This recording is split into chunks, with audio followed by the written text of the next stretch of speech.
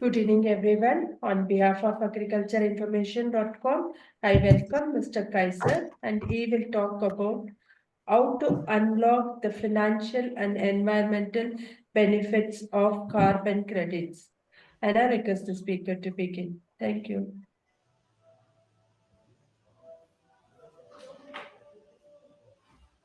Yes, sir, you are available? Yeah, madam, I'm available. Just a second. Yeah, please start, sir. Yeah, sure.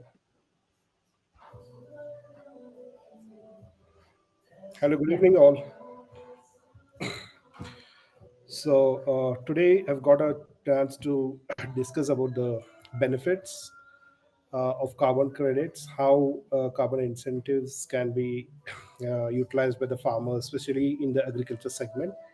And as a carbon credit expert, uh, at DeCarbonic, we suggest the farmers and specifically the agriculture and forestry kind of projects, how they can avail the carbon credits benefits for their activities and the farming activities. And apart from their economic value, what they derive in, there's an incentive which can be also utilized in terms of carbon credits, which projects would be eligible, and how to unlock the financial and environmental benefits from these credits, specifically for the farmers and the agriculture sector, which could involve the combination of sustainable practices, education, partnerships, and leveraging the technology. So we'll be discussing on all this today, and I would like to uh, thank specifically the Agriculture Information Unit who has arranged this discussion today. And this is definitely aimed to benefit a lot of farmers and the agriculture people who are into these line of business. And definitely they can reach out to us at any point in time.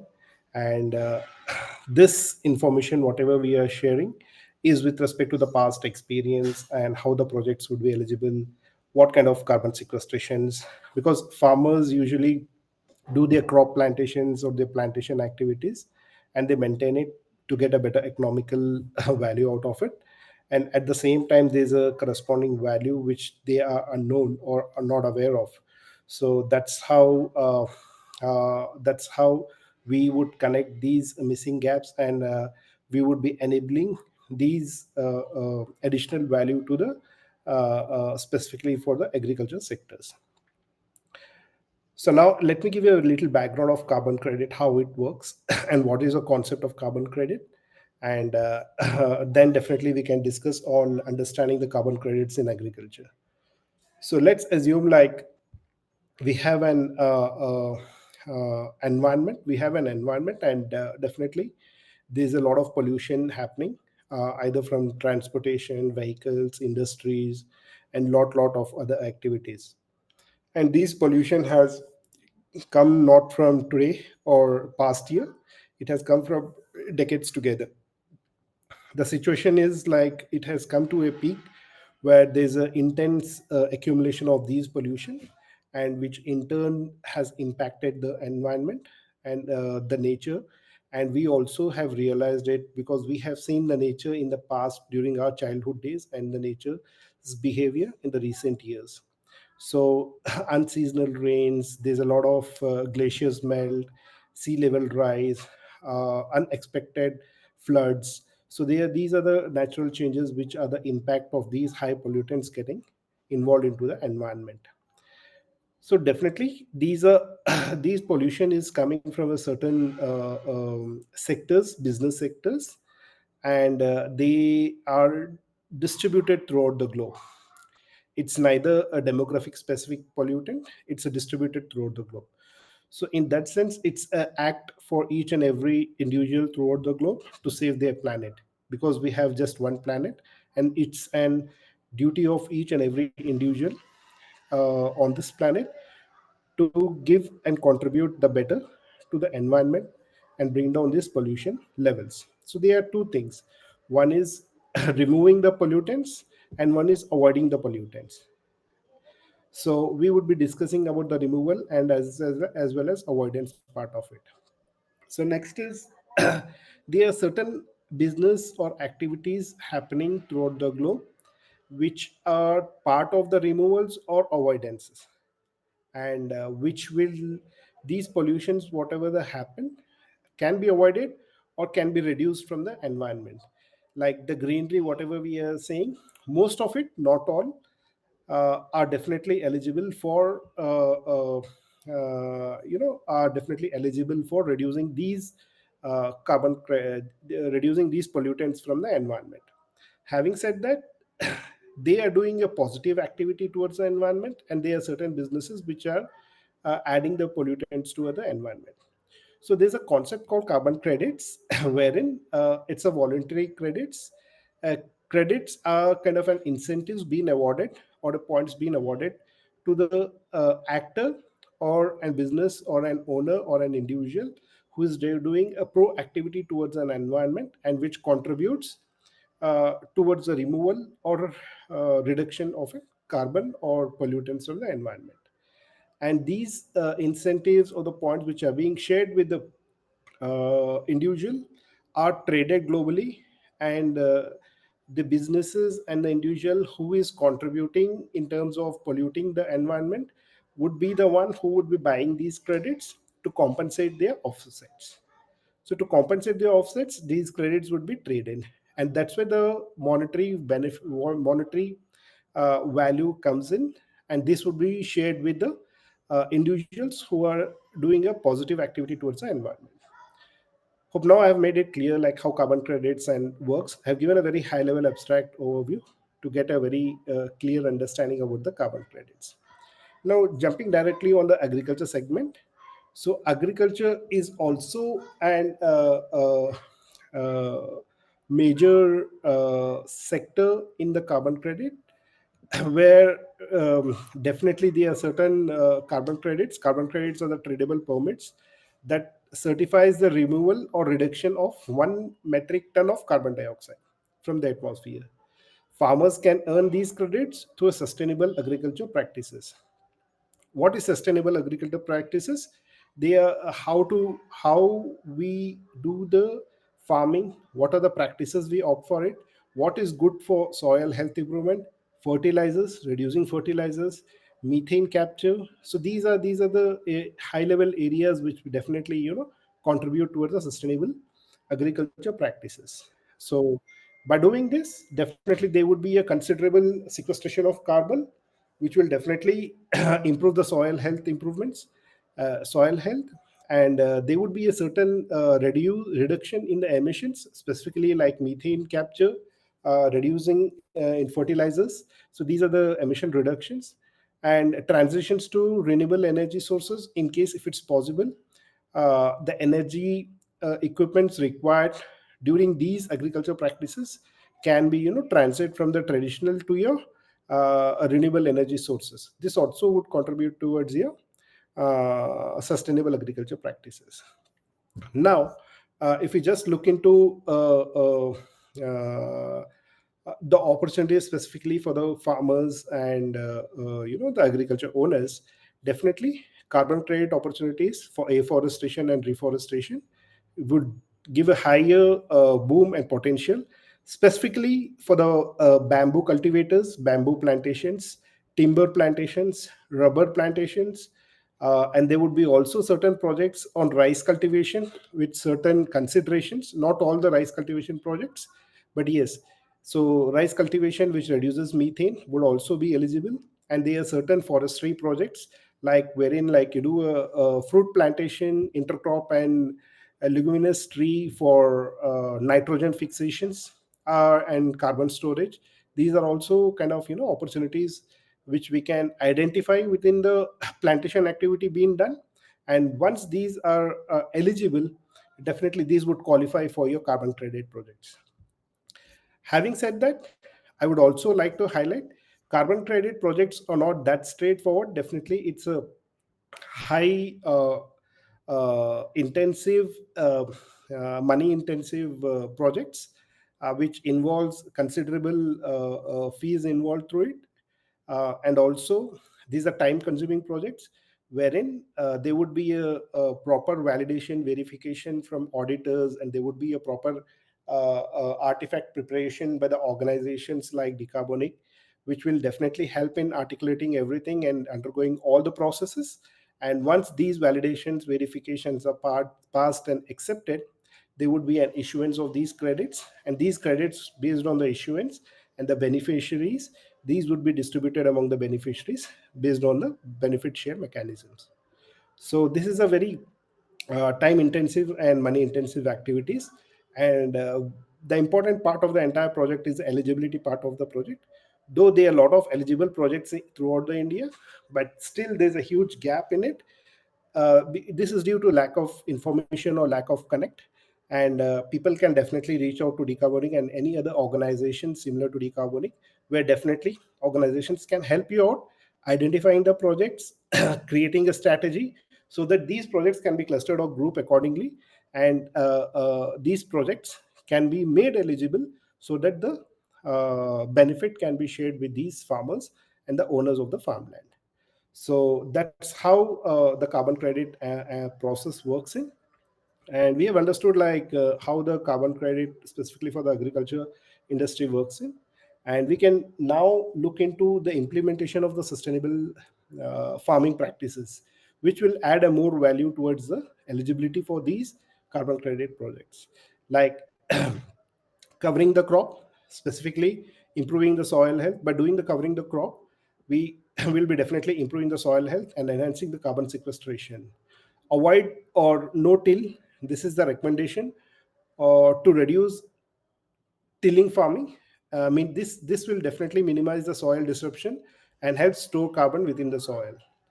Agroforestry, incorporating trees and shrubs into the farmland, will definitely increase the carbon storage. Methane capture, using aerobic digesters like for livestock manure to reduce the emissions as well. Precision agriculture, optimizing input used to reduce emissions and increase the efficiency. These are the kind of high level implementation sustainable practices which can be utilized by the farmer, or must be adopted practices that qualify for carbon credit. Definitely, as I have mentioned earlier, you anyone, if they have any doubt, they can definitely reach out to the partners for the carbon credit aggregators. Like, we would be helping you out in the pooled resources, access the market, simplifying the verification and monitoring part of it. So many farmers are small scale operators. They have a limited access to the lands. Either it could be a 1 acre of land, 5 acres, 10 acres of land, and this is a small scale operators, and generating carbon credit individually may not be a viable option. As I have told earlier, these are the high intensive, money intensive projects, and technical feasibility, yes, but economical feasibility, if you just look into these small scale operators, definitely it's not a feasible option. In that case, partnering with carbon credit aggregators or cooperatives can definitely help you out, where organizations like Decarbonic can definitely help you out in pooling the resources, accessing to the market, and simplifying the verification. And under simplifying the verification, uh, we provide the services for monitoring, reporting, and verification, and this would be considered for validation and verification for these eligible carbon projects. So you next comes your utilization of the carbon market platform. Definitely, there are two carbon market platforms. One is a compliance market and the volunteer market. Volunteer market platforms, specifically, like, these are known as the registries, gold standards, Vera registries, and they are also regional initiatives tailored for these voluntary market. Compliances market specifically focused on European Union emission trading system. This is known as ETS for regulated entities. And now we are speaking more, or we are emphasized more on the voluntary market of carbon markets.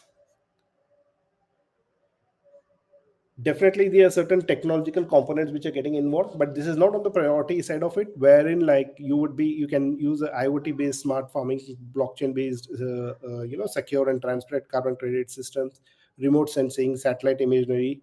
To some few of the methodologies, remote sensing and satellite imagery has been considered for an issuance approval.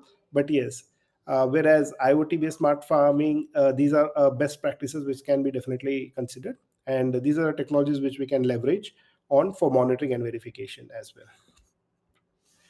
So during the project execution, organizations like us, we also establish a public-private partnership with the government and the corporates, where we collaborate with the agriculture sector to provide the funding for executing these projects, and adding the subsidies for suitable farming practices. We also take care to help farmers meet initial cost and carbon credit certifications, facilitate access to the premium carbon buyers as well. Though we have access to the buyer pools, we would be helping marketing these credits before or after issuance, and we would be getting the best value out of it, and we would be facilitating access of these premium carbon credits to the buyers, and the benefit would be shared with the beneficiaries. Definitely, the last part which I would like to discuss here is diversifying the revenue streams. So, farmers can maximize their financial benefits by selling the carbon credits, stake in incentives.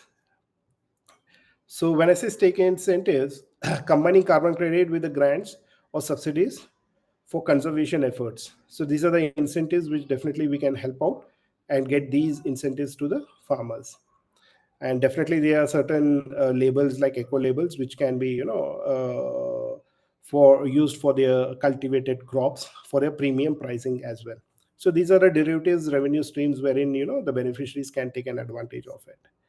And let's definitely yeah, and there are a few other parts like the policy support, the carbon market, cost barriers. Definitely there are certain other aspects of it.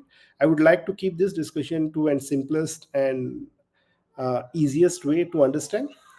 We can have further discussions, specifically picking up individual farmlands use cases, like either it could be a rubber cultivation, either it could be a bamboo cultivations, and we can speak in detail how and what should be the approach, and how the owners of these farmlands can avail these all benefits.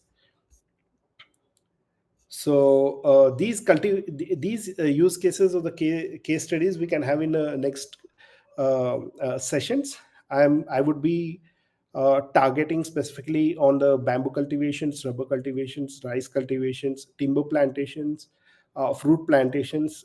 These are the use cases wherein definitely we can give a more insight about the case studies, specifically to the farmers, because bamboo cultivation definitely bamboo is a fast growing grass that sequesters significant amount of carbon. And India, Northeast has a large scale bamboo plantations, definitely for furnitures and handicrafts. This rapid growth, ability to regenerate after harvest, minimal soil degradation, these are the positive attributes which make it a very good contender project, specifically for the carbon credits. At the same time, rice cultivation, rice is a staple food crop. Rice is cultivated usually on the flooded fields where there's excess water, which can contribute to the methane emission. Usually, this is a high pollutant which contributes towards the environment. So, opting for SRIs, which is known as system of rice intensifications, system of rice intensifications, wherein people specifically in Odisha, Tamil Nadu, and other parts adopt SRI to reduce water usage and methane emissions. Similarly, these practices are there are different practices which are carried out in different regions throughout the globe. And Vietnam and Indonesia, there's something called AWD, where you alternate wetting and drying irrigation to mitigate the methane emissions. In California, there's also a practice called there's a practice wherein they are reducing water usage for the methane emissions. So Alternative wet and drying, direct seeding rice, organic farming. These are the better capabilities for the rice cultivation, which makes it a contender for carbon credit projects. At the same time, fruit plantation, citrus fruit, banana, mango, fig, these are the large scale of fruits which are grown specifically. These are the indigenous fruits which are grown in the specific regions of India. Uh, Banana, citrus, orange, lemon, apple, avocado, fig. These are definitely the eligible plantations, because the fruit plantations are long-term agriculture systems that can act as carbon sink while providing food economic value. Sorry, these are the long-term agriculture systems that can act as carbon sink while providing food and economic value. So definitely timber plantations, specifically, the teak, sandal, red sandal, mahogany, meladubia, neem. There are a lot of timber plantations. These timber plantations are forest area managed for wood production. They also serve as a long-term carbon sink. Teak plantation, eucalyptus plantation, pine plantation. These are also part of the carbon credit project. There are certification bodies like FSC, which is Forest Stewardship Council, to ensure the sustainable management of these timber plantations. And there's a considerable amount of carbon being sequestered, and these are also being considered for your carbon credit projects. I would also like to discuss a little more on the carbon, specifically for the rubber plantation part of it. Rubber trees are cultivated for latex, used in tire production and various industrial application.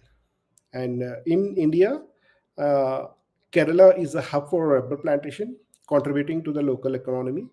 And these are also part of your agroforestry model, intercropping and other crops, organic management.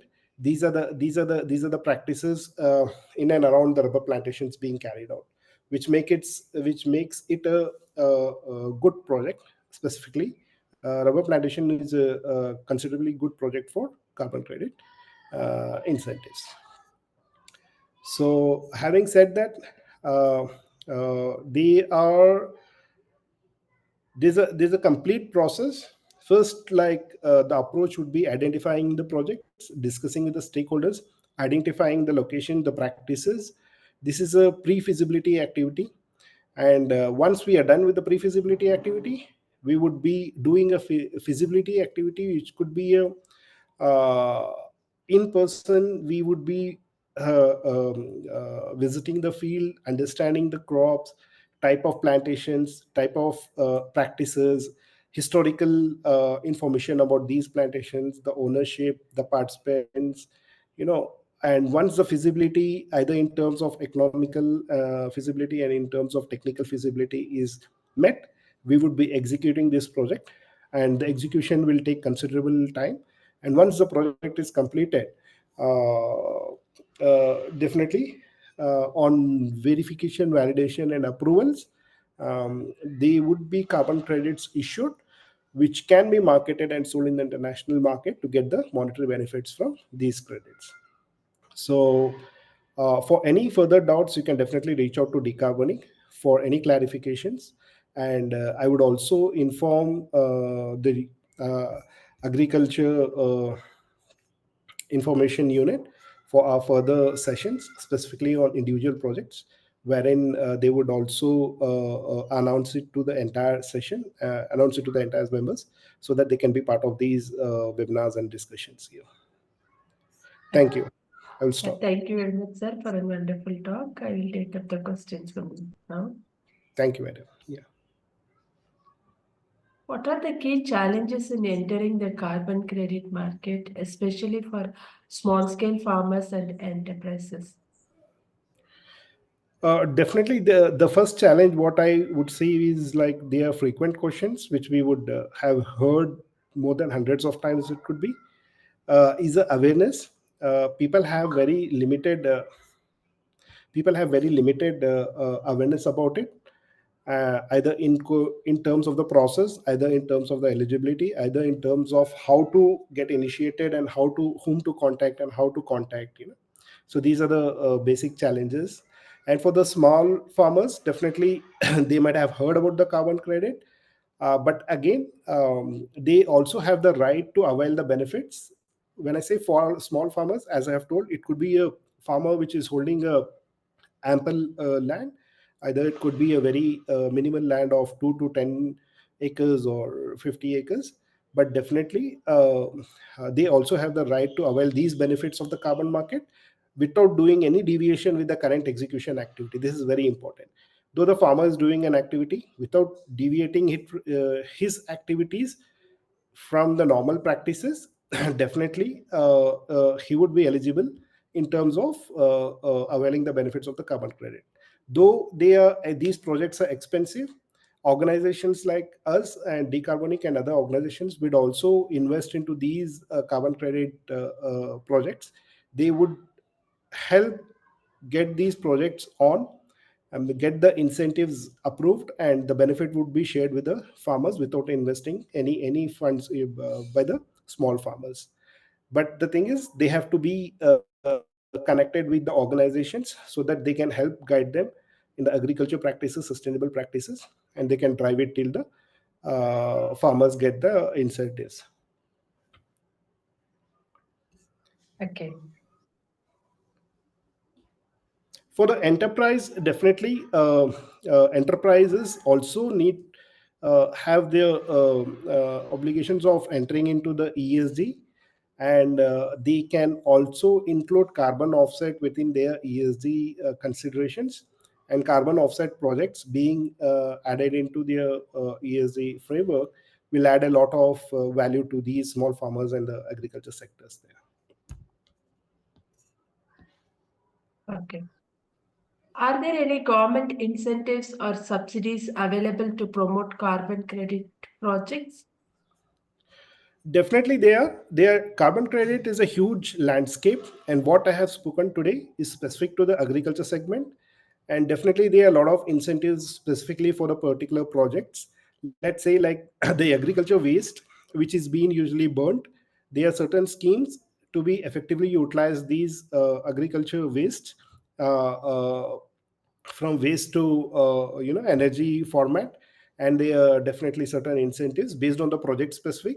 We would be guiding them what incentives fit for them, what subsidies they would be eligible, and how we are supposed to avail these benefits. Okay.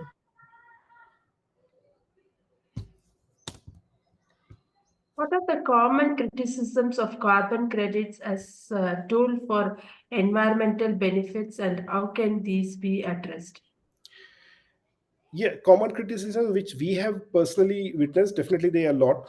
Greenwashing, wherein there's an overlap of the projects, and double benefits being shared between the beneficiaries from the different registries. The major expectation or the major goal for these carbon projects is contributing positively towards the environment rather than utilizing the monetary benefits. Though there's a considerable monetary benefit attached to the each and every project, but yeah, the main objective is not to these are known as the incentives. The main intention is towards contributing or reduction of the carbon dioxide or other pollutants from the atmosphere, or reduction or avoidance.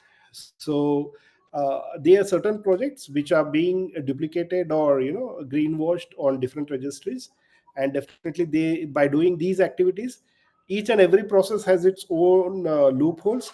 Because of these loopholes, definitely projects are mismanaged, and there's a criticism for each and every approach. But good, these registries, whatever we are targeting, are the global standard registries, and they have matured their tools, methodologies, versions to an extent where these criticisms has been answered.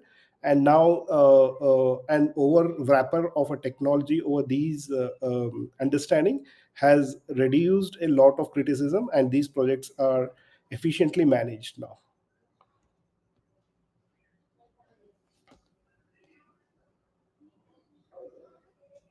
Okay. We'll take up the next question, sir.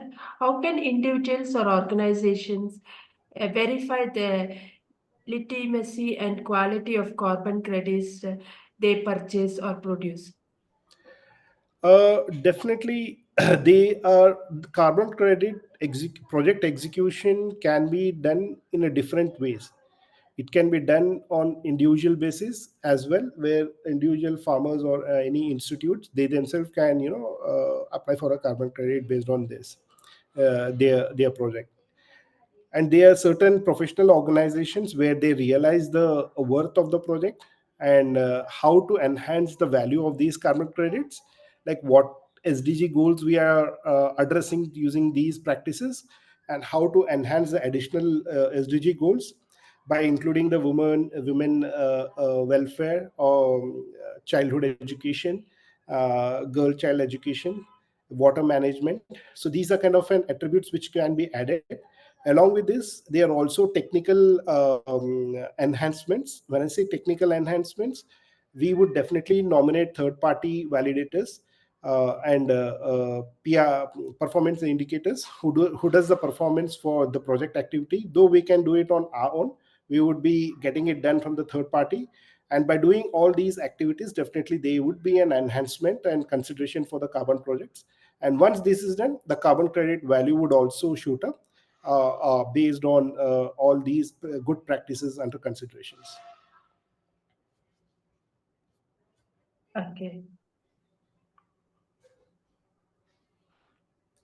What types of projects or activities are most suitable for generating carbon credits? Example, reforestation, renewable energy, soil carbon. Definitely, all these would be eligible, and they have their own demand in the market.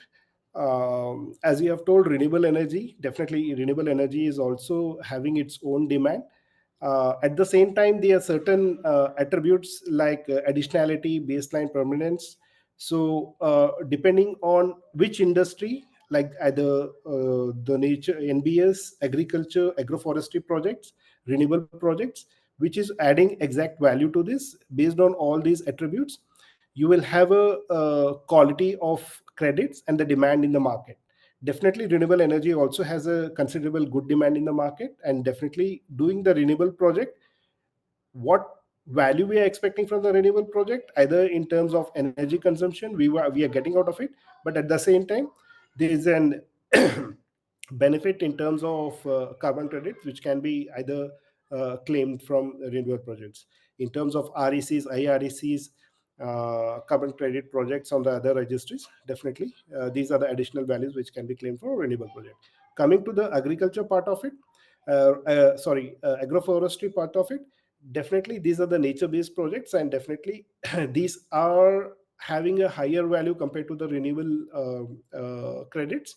And the activities, the projects, they are considerable good portfolio, as I have told. Based on individual use cases, individual projects can be crafted, and overall, net to net, compared with the renewable, agroforestry projects are having a considerable good demand in the recent times. Okay. Thank you very much, sir. We have now completed the round of questions on behalf of agricultureinformation.com. We like to thank Mr. Kaiser for the talk and for answering the question. This meeting will now be closed. Thank you, madam. You're most welcome, sir.